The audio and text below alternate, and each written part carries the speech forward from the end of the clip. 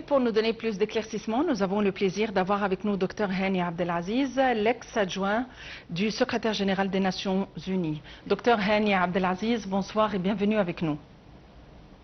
Bonsoir madame, je ne suis pas adjoint au secrétaire général, je suis sous-secrétaire général. Ça fait une différence dans les prix des Nations Unies pour ne pas susciter Tout à fait, ok. de petits problèmes.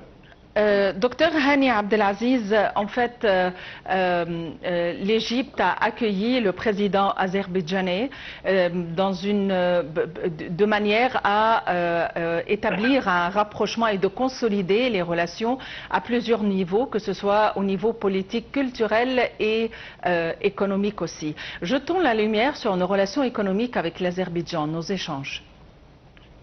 En fait, je pense qu'il est très important pour l'Égypte d'élargir le cercle de sa coopération économique vers de nouveaux horizons entre pays amis. Donc, l'Égypte et l'Azerbaïdjan n'ont pas de problème entre eux du tout, mais le niveau des échanges culturels et économiques devrait prendre un pas nouveau important après cette visite, bien entendu à condition que l'exécutif qui sera mis en place bientôt, Premier ministre et ministre dans les divers domaines, puisse utiliser cette nouvelle porte que les deux chefs d'État viennent d'ouvrir pour l'augmentation des relations culturelles qui ont une base excellente historique qui remonte à plusieurs centaines d'années, à plusieurs siècles, 7, 8, 9 siècles de relations culturelles semblables. Mais au niveau économique, il reste beaucoup à développer, ce qui est très possible, et de compter sur l'Azerbaïdjan pour élargir le cercle dans cette région du monde où nous sommes représentés, où nous avons des relations, mais qui peuvent s'élargir beaucoup plus. Docteur Hani Abdelaziz, l'Égypte fut l'un des premiers pays à reconnaître l'indépendance de l'Azerbaïdjan en 91 et a établi un échange en 92 et une ambassade à Bakou. Et les relations avec l'Azerbaïdjan sont basées sur le rapprochement et une similarité au niveau et une convergence de vues.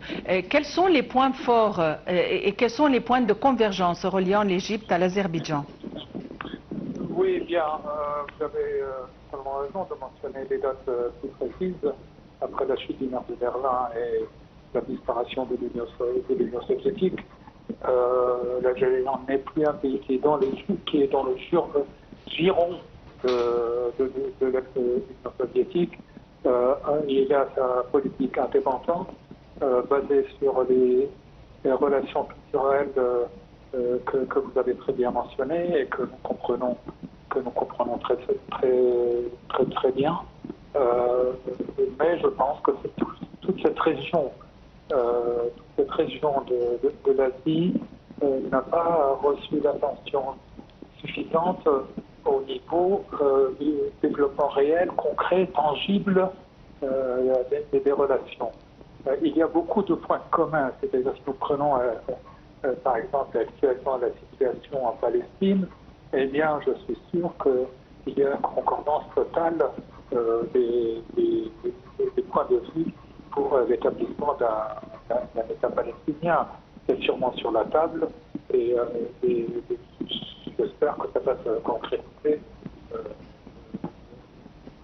bientôt. Et il y a aussi les problèmes de la paix internationale, il y a aussi les problèmes de réforme absolument nécessaires des Nations Unies politiques, pas du secrétariat seulement, mais au niveau politique, au niveau de la prise de décision pour le maintien de la paix et de la paix internationale, au niveau du Conseil de sécurité. Les Nations Unies ne peuvent-ils continuer à être otages du droit de veto de quelques pays sans que d'autres pays émergents dans le monde entier, que ce soit le Brésil, l'Inde, l'Afrique du Sud, peut-être l'Égypte, peut-être le Nigeria, peut-être l'Inde sûrement, et tout ça. Il y a des difficultés. On ne peut pas continuer à ignorer ces pays-là pour le seul intérêt des 5 pays gagnants victorieux de la Deuxième Guerre mondiale. Le monde a changé, les rapports de force économiques et politiques et même militaires ont changé, et le Conseil de sécurité devrait prendre en considération ces questions qu'il étudie depuis un certain nombre d'années, mais qui se bloque toujours à un veto ici ou là pour maintenir ce droit de veto qui est souvent ignoré. Le droit de veto a été utilisé pour l'invasion de l'Irak, 14 fois contre une, et les Américains sont passés dans l'invasion de l'Irak est totalement détruit. Il y a plusieurs questions de ce genre où les relations entre les belligérants et les Juifs et les pays du Moyen-Orient sont importantes. L'Égypte pourrait aussi servir de fond pour les relations entre le monde arabophone, le monde arabophone et les pays de la région à travers la belligérance. Docteur Hani Abdelaziz, le 8 juin, 8 accords ont été signés entre les deux pays. On aimerait jeter la lumière sur les domaines de ces accords. Excusez-moi, je ne les connais pas d'abord. Deuxièmement, je ne crois pas dans les accords. Moi, je connais et je reconnais les réalisations réelles sur le terrain. Quand le niveau d'échanges commerciaux entre les pays augmentera, je serai très content. Tant qu'on me dit que c'est un accord écrit, tous les accords écrits ne sont pratiquement jamais suivis, ou très peu suivis. Alors, c'est une question importante. Je ne suis pas au courant de ces accords-là. Donc, c'est une preuve supplémentaire qui ne sont pas appliqués. Donc, il faut qu'on change de langage médiatique en parlant tout le temps d'accords signés, de visites extrêmement positives. Et qu'est-ce qui se passe après? Est-ce qu'il y a des mesures concrètes? Est-ce que le niveau, par exemple, d'échange de touristes, je ne pense pas que les gens viendront en Égypte parce qu'ils n'ont pas les moyens, je pense, mais par exemple, au niveau industriel, ils ont probablement une industrie relativement, je dis bien relativement avancée. C'est peut-être un pays agricole. Moi, je n'en sais rien réellement de ces accords-là pour vous dire s'ils sont appliqués ou pas. Mais je sais très bien que les accords avec d'autres pays, en Afrique et autre part, restent... Les accords ont été signés juste le 8 juin, donc on ne peut pas savoir si ces accords sont appliqués ou pas, parce qu'on vient de les signer samedi dernier. Cependant, ces accords sont signés dans plusieurs domaines. Madame, je vous comprends totalement. Vous êtes une chaîne d'État. Moi, je forme d'accord. En général, j'ai parlé, par exemple, avec beaucoup de pays d'Afrique, que je ne peux pas citer pour ne pas blesser d'un côté ou l'autre. Hein. Mais ces accords restent, par exemple, pourquoi ne pas dire avec le Djibouti? Il y a eu des échanges formidables, hein, il y a un an ou deux, hein, pour établir une base logistique à Djibouti qui aiderait, par exemple, l'Égypte de contrôler un peu plus l'entrée vers la mer Rouge. Donc, je voudrais savoir aujourd'hui qu'on nous dise au moins qu'est-ce qu'il en est. Moi, je vois qu'il n'y en a pas beaucoup. Alors, ça, je parle d'un pays qui est décider d'autres. Il faut se baser sur des accords concrets et sur des actes concrets. Alors, on a augmenté le niveau du commerce commercial entre l'Égypte et le pays X de, par exemple, 100 millions de dollars à 300 millions de dollars. Ce n'est pas énorme, mais je serais très satisfait que ça a triplé. Mais nous ne le savons pas.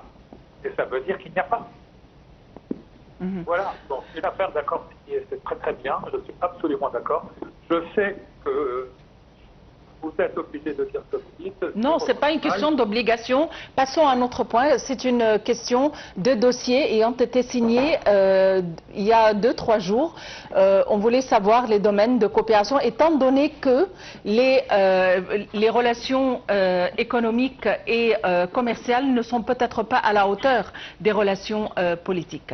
Nous vous remercions infiniment, docteur Hani Abdelaziz. Vous êtes le vice-secrétaire général des Nations Unies ou l'ex-vice du secrétaire général des Nations Unies. Merci d'avoir été avec nous aujourd'hui. Il faut dire qu'en 2023, le président Abdel Fattah el-Sisi s'est rendu en Azerbaïdjan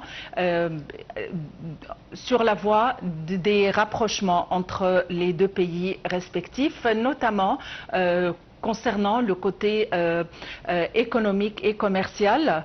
Selon les analystes, le côté commercial et politique n'était pas à la hauteur des relations culturelles et politiques, et donc plusieurs accords ont été signés dans ce domaine. Voyons les détails dans ce compte rendu.